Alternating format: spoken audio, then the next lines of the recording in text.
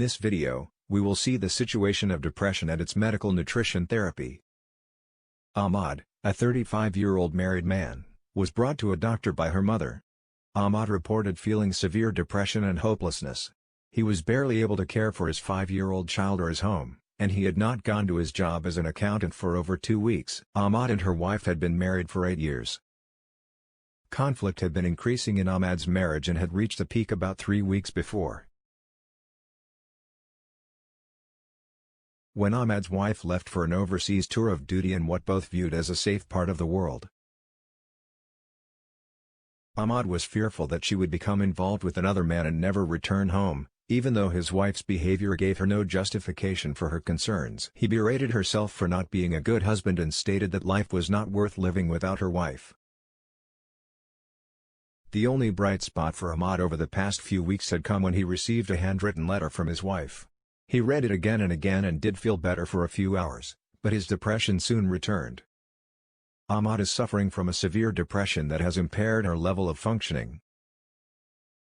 Now, let's see what is the pathophysiology of depression, which is focusing on the brain.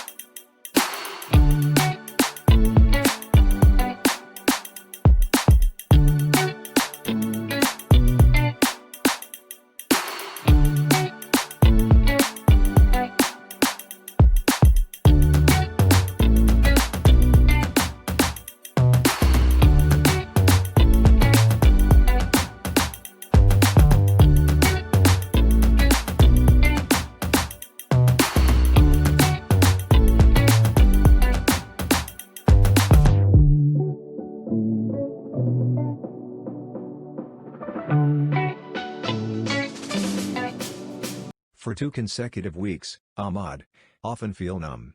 He does not feel sad, but he also cannot feel happy. All satisfaction is gone. The little things that bring joy to him are now worthless. Even the simplest tasks such as eating become painful. Without realizing he is struggling with eating patterns. He finds that he either eating too much or too little. Now, due to his irregular eating pattern, let us see what nutrients was affected and that may contribute to depression.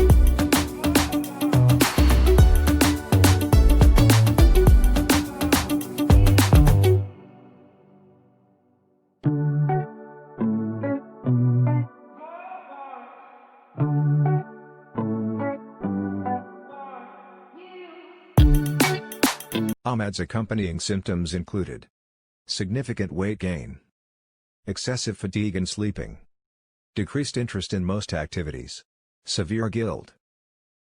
The symptoms that Ahmad experienced have met certain criteria based on the Diagnostic and Statistical Manual of Mental Disorders, the 5th edition, to diagnose clinical depression. Now let's see what is the diagnosis and treatment of depression.